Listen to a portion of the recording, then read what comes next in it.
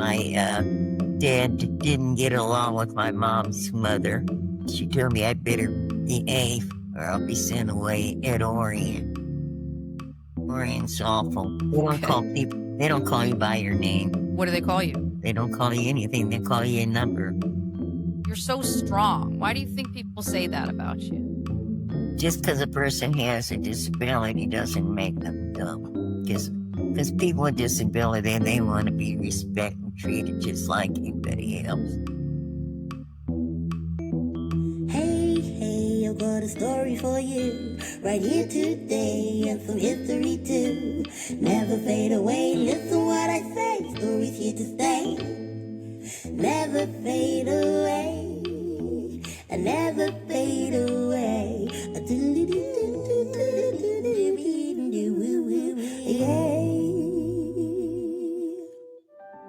This is Never Fade Away, an oral history project centering untold stories by and about people with developmental disabilities in Ohio. The views and opinions expressed in this podcast are those of the storytellers and not necessarily endorsed or representative of the producers.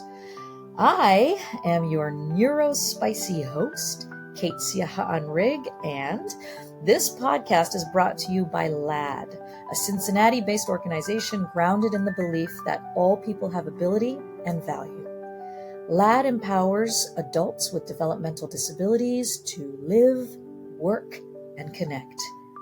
Here are some of their stories. Never fade away, listen what I say, stories here to stay. Never fade away. On this episode, I'm talking to Lynn, who is a longtime resident of LAD and who was actually sent to the Orient State Institute by her family when she was a little girl. The Orient State Institute began in 1898 as the Ohio Institution for the Education of the Idiotic and Imbecile Youth. It was later known as the Columbus State School, and finally the Orient State Institute. Now, a lot of families in the 50s, 60s, and 70s were encouraged by their doctors to put their kids with disabilities into institutional settings and, quote unquote, focus on the rest of the family. So a lot of people with a lot of different kinds of disability were housed at Orient together, and the care was, well, let's say, substandard at best and actually quite abusive at worst.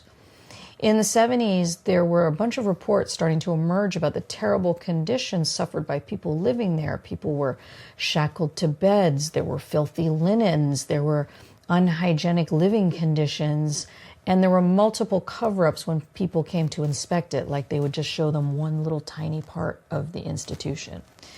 Later on, the facility was upgraded and remodeled to be an intake facility for state prisons. So you can imagine, they upgraded it to make it good enough to be a prison.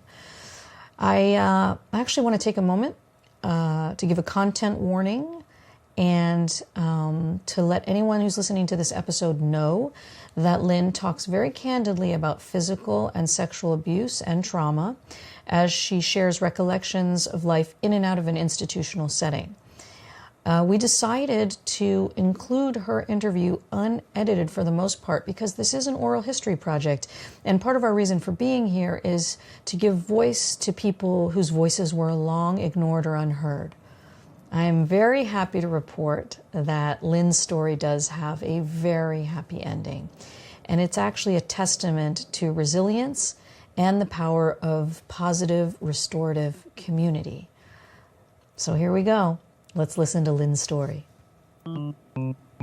Well, Lynn, I'm so happy that you agreed to talk to us today. And we can pretty much talk about anything you want, but why don't you tell me a little bit about your story and your family's story? Well, my dad was in the Navy. My dad is in the Navy. Yeah. And I was born in Chicago, Illinois. And with my sisters, we lived in a big tall building. I don't remember the street we were on. And my mother, we went to college hill school, Mhm. We got dancing lessons, so we got to dance. We did a dance to the Good Ship Lollipop that Shirley Temple used to dance to. Yeah. Then we did a ballet. Our mother made our costumes. So it was you and two other sisters? I have a sister named Diana, Huh? Susan, Bobby, and Joan. You have a big family of siblings. Yeah, my mother actually we had another baby child. My mother had that baby died her name was Jean Elizabeth. She Oh, was I'm born with sorry. an open stomach. She couldn't get well, and she died. So in the line of kids, where are you? Are you first or middle or? Yeah, I was the firstborn.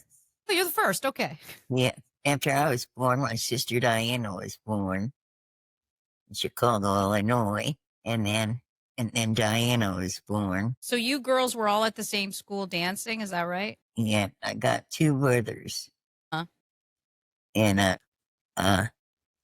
have you ever heard of Columbus? Yes. When I was at home, sometimes with my disability, I had a hard time sometimes getting along with my sisters or something. My grandma, my mom's mother, my dad didn't get along with my mom's mother, Mm-hmm. and they told me, they said that she told me I better behave or I'll be sent away at Orient. Well, So they actually threatened you, it happened. I went to Orient. but she threatened you before it even happened. Like she used it as a thing to behave, huh? Yeah. Well, I was put in it after being living with my family for a long time and everything. Do We you moved. remember? So let's go back a little bit. Like you were born in Chicago, Yeah. and then I know can you tell me you had two car accidents, right? Can you tell me about that? Well, this was after when I moved in Cincinnati and stuff. Well, I thought when you were a little girl, you had a couple of car accidents. Is that wrong? I forgot how old I was when I was hit by a car. Mhm. I don't remember exactly. See, Okay. my memory's not as good as it like it used to be. That's okay. But do you know did they ever tell you what your disability was? They I had a hard time learning in school, and then the girls and boys made fun of me because I couldn't do math very well. They said I was mentally retarded, which I hate that word. Oh, it's terrible. Yeah. Yeah, and then I my mother, she paid for my dancing lessons. And was that when you already had been in the car accident or before? Well, I had, let's see, what?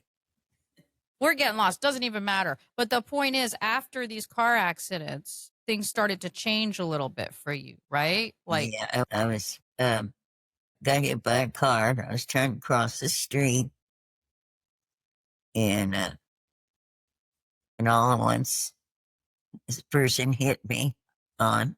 yeah. They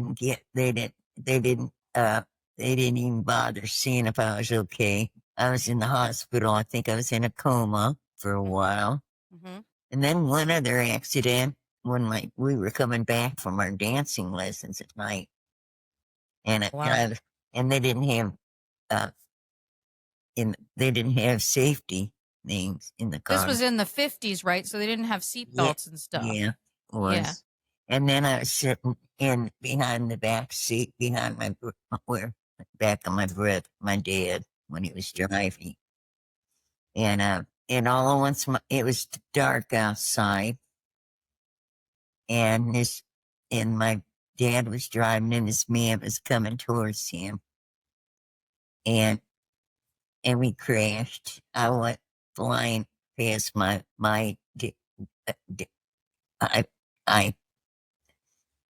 I came flying over my dad out half of the way through the windshield. It threw me back in my sister's seat. I was hurt really bad. And Wow. my dad was really mad at that man, and the police was around there. Asked him to see if his headlights were on. His headlights were working, and he didn't have them on. They arrested him. He went to jail. I could have been killed. You could, I mean, I would say so. So you had first you were hit by a car when you were a little girl, and then coming home from dance lessons, you went through the windshield in an accident. Yeah. I guess that's why they call you a trooper, Lynn Maria Toppitz, because here you are. Here you are. All right. Well, so let's go. So after this happened, you were saying that your grandma used to say, "Oh, if you don't behave, we're going to send you to Orient." How did you end up actually going to Orient? And then I went, How did you end up in Orient? What happened? oh, I guess because I wasn't getting along with my sisters and brothers. Huh? I was having a hard time getting up. Grandma kept on saying, "Let you behave," and that.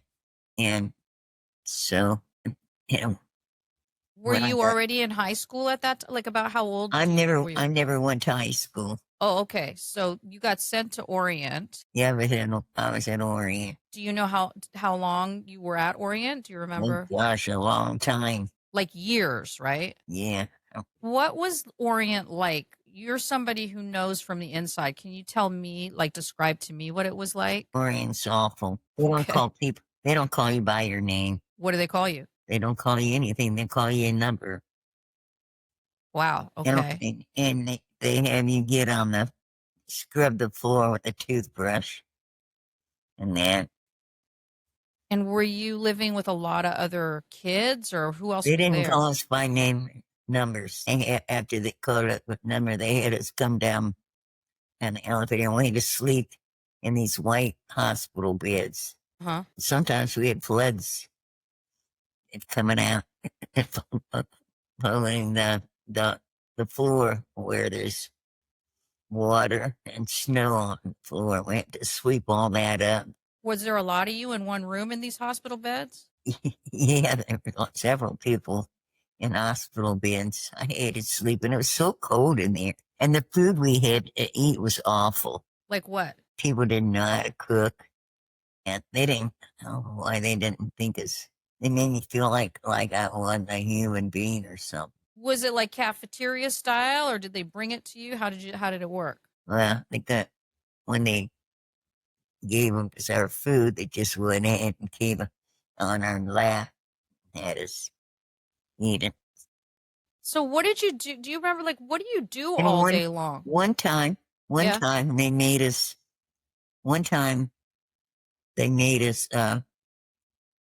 on the floor, they made us scrub a floor with a toothbrush. I thought it Why? was the stupidest thing. Why did they do that? I don't know. I mean, what did you do? Like, do you remember, what did you do all day long at Orient? That's what you did. We didn't do anything for fun. Just chores? Yeah, we had lockers too. Huh? The locker things. One lady came and took me over to the wall where the locker is. This one girl took me and she kept on pounding my head against the wall. Was she another kid that was there with you, or somebody on staff? No, when she wasn't on staff, I was another person that lived there. But nobody stopped her, obviously. So all day long, like, where did you stay in the room with the hospital beds, or were you kind of all over the place? I did finally got to get out of Orient, though. I was glad that. How'd you get out? I forgot somebody helped me. They didn't like the way I was treated, and I was able to get out. So when I got out, I used to be in plays. Yeah. And the church right here at Geyer, there's a church next door here. Huh? I used to sing in the choir there. Well, that's pretty great that you still had music inside you after being at Orient. I can imagine when you first got out. Where did you go when you first got out of Orient?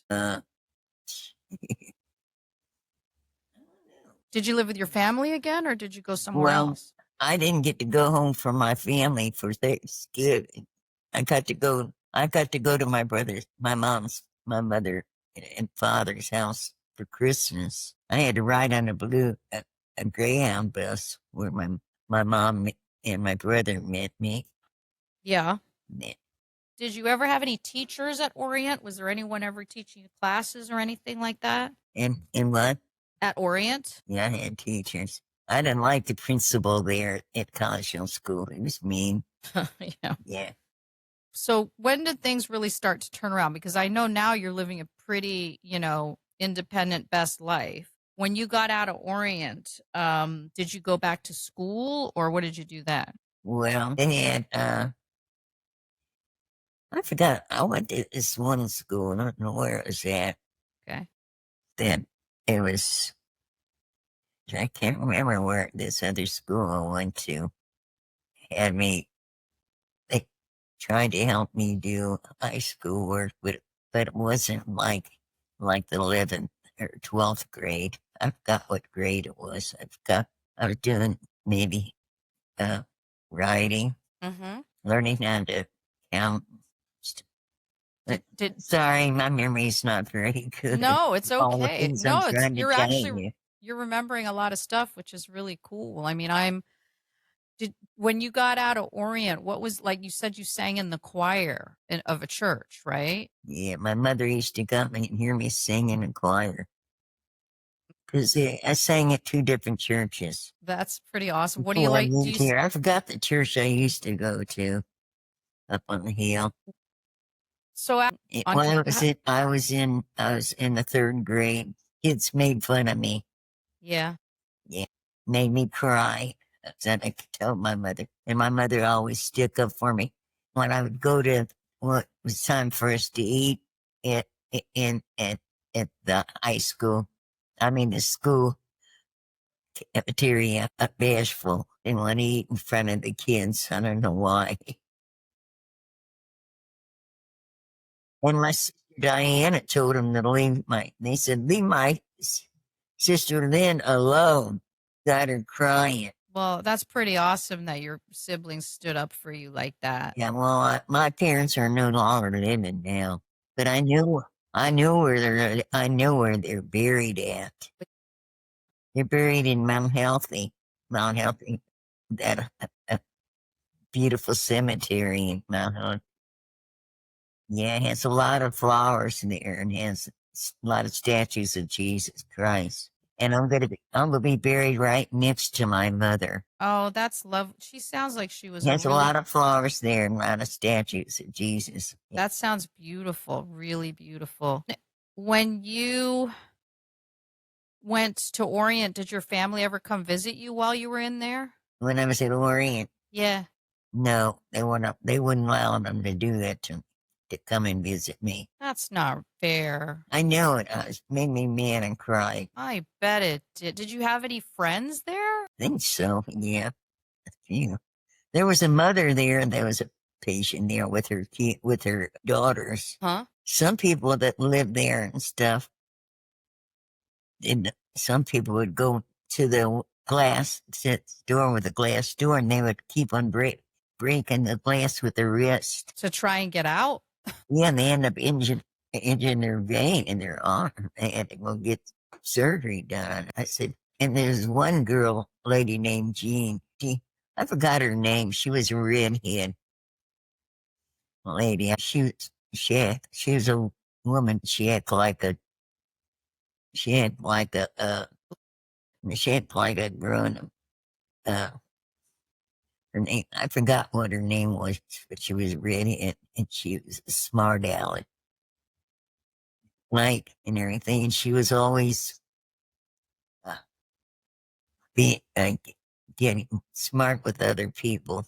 I didn't like her. It sounds like it was a tough place to Her be. name was Donna Jean Moore or something like that. You remember her name. Wow. And that she was a redhead. That's what happens when someone's mean to you. You can remember sometimes. Yeah.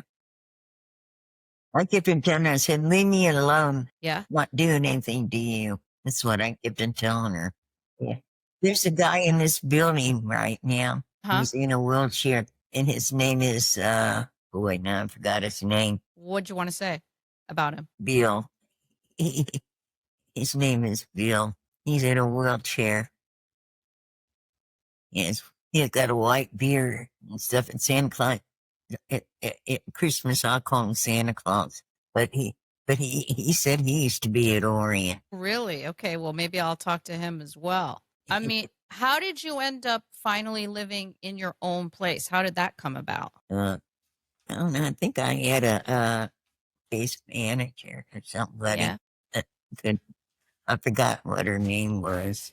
And where'd you move into first? Like, when you moved into Lad, what housing did you move into? You mean, Like, I think have you lived in two different places or always the same apartment? oh, I lived with this family. I did live in another house. Yeah. Forgot what their name was. And this was after you got out, right? Yeah, I lived in this other house, but I don't remember the people's names. I worked at a candy store. Tell me about that. That's so interesting. Yeah, it was a Jackson's candy store. I didn't like them. People would come in and get candy, and they didn't like black people. They'd kick them out of there. Oh, It wow. made me so mad when I saw them doing that. Sometimes I would dress up like Santa Claus. I had Santa Claus pants on, and I put my other pants underneath, and I was walking down and the lady said, "You're using your Santa Claus pants." So you worked at a candy store. And did you live in the Geyer apartments for a while? Them guy apartments. Yeah, I Yeah. did. What was that like? How was your life there? Well, I lived at this Jackson's family. Uh-huh. I didn't like their son after what he did to me. This was when I went in Orient.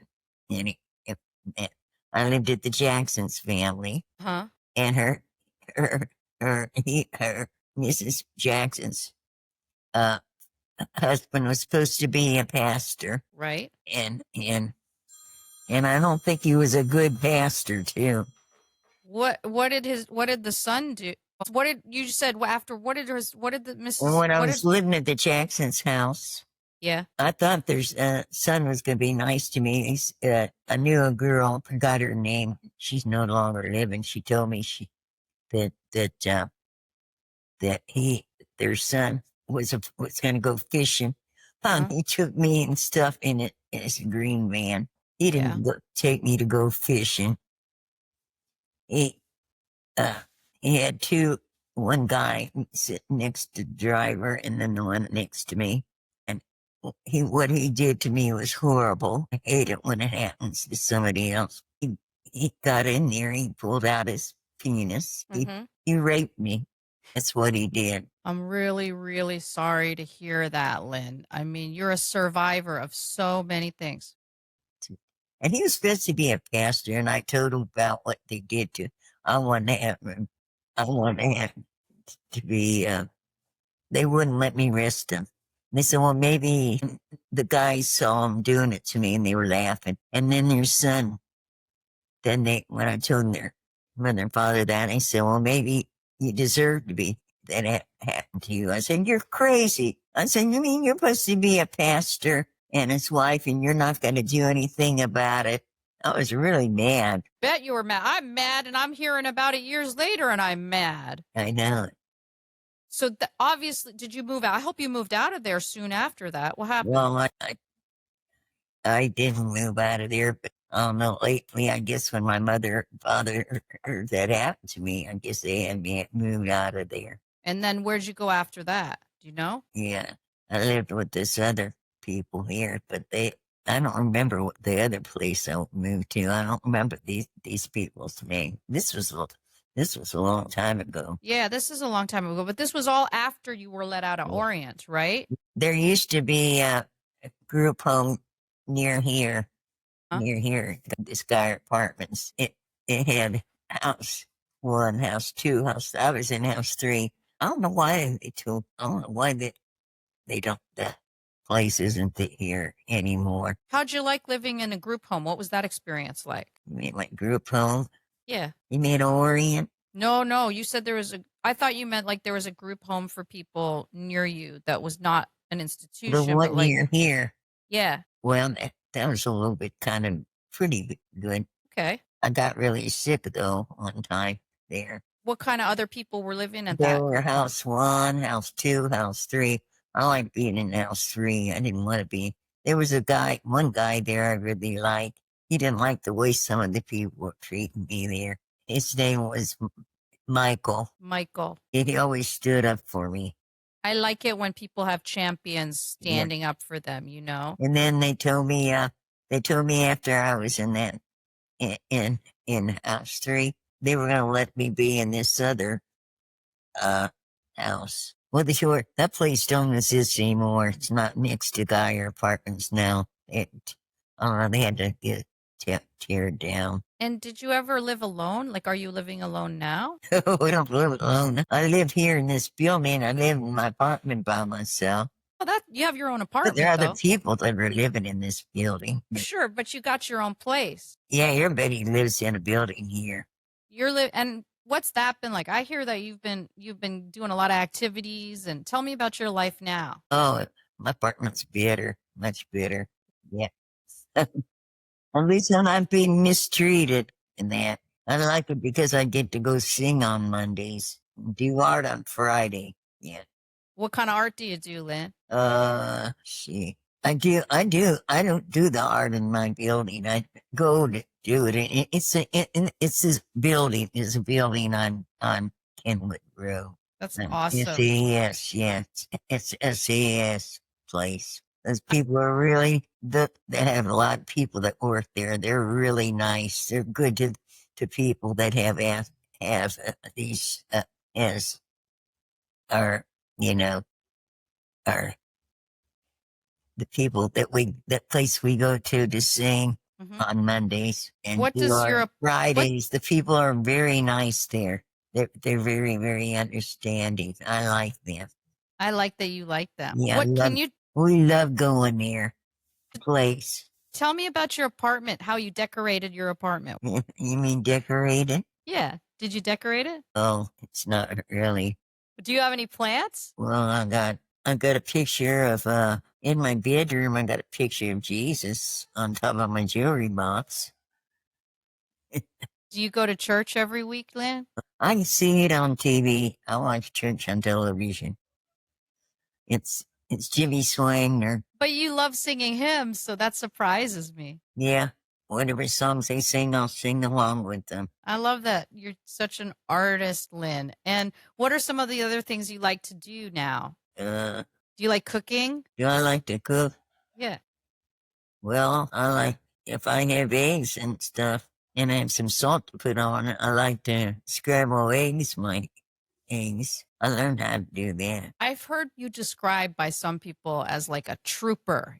Somebody who keeps going. Why do you think people call you a trooper, Lynn? A trooper? What's a trooper? Like a survivor, like that you're so strong. Why do you think people say that about you? Say that about me? Yeah.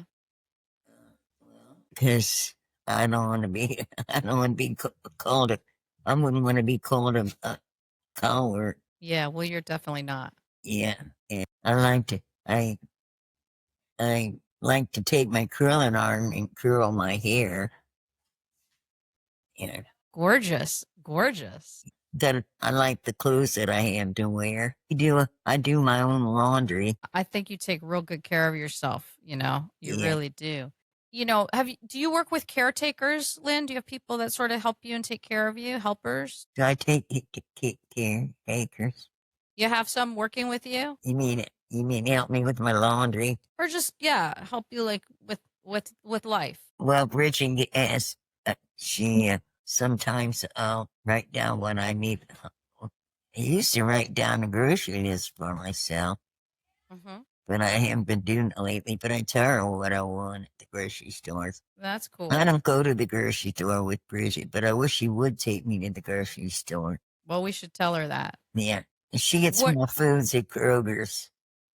People don't really know much about people living with disabilities, and if you could just tell people things that they should know, what would you tell them? Like, what are some of the stuff that they should know? The things that people that are living with disabilities, they shouldn't make fun of them. Right. Just because they have a disability, it doesn't mean that they can't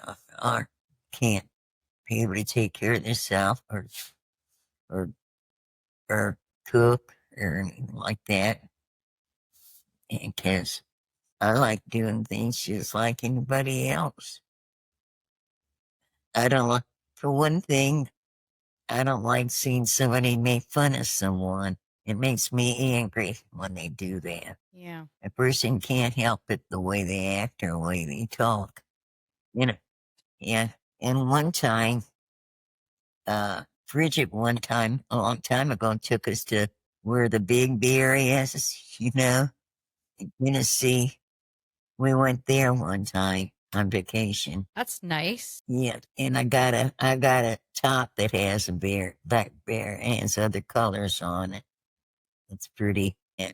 I like doing my own laundry. Yeah. And curling your hair. That's pretty awesome. And some people have somebody help them do their laundry, but I don't ask anybody to do my laundry because I know how to do it.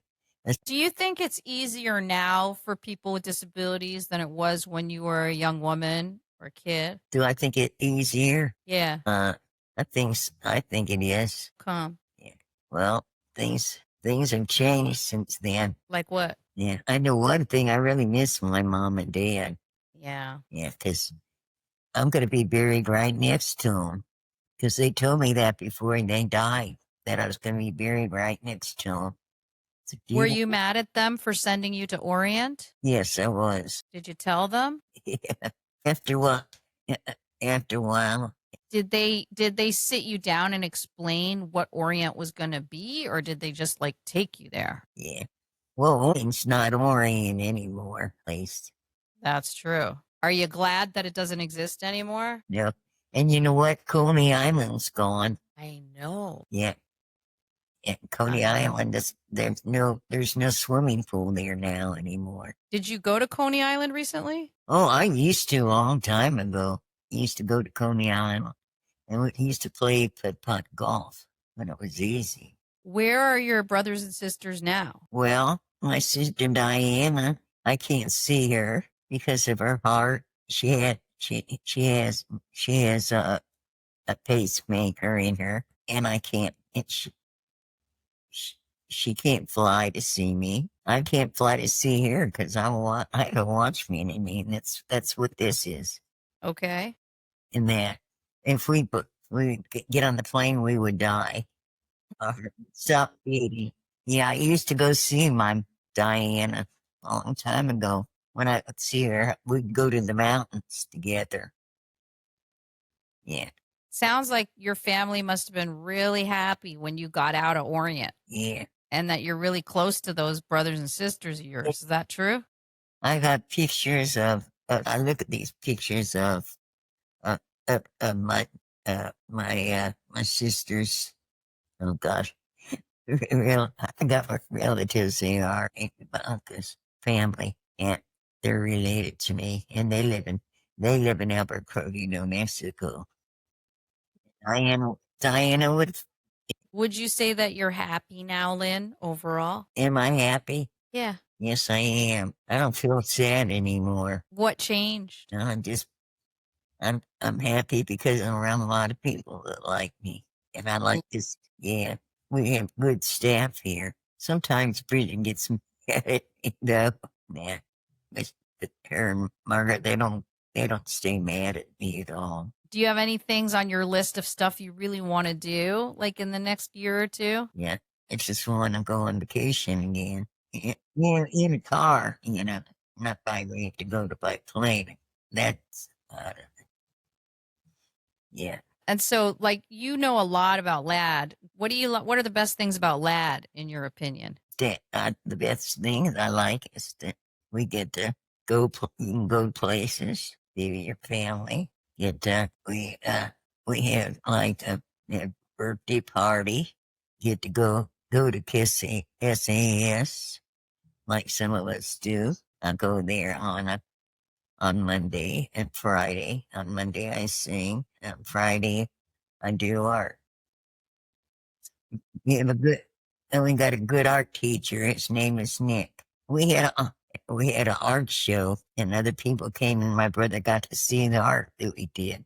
And sometimes we do concerts. Sometimes we'll do, if we're not doing it at that other place, at Maury's Roadhouse and the other places, we would do it at where we sing.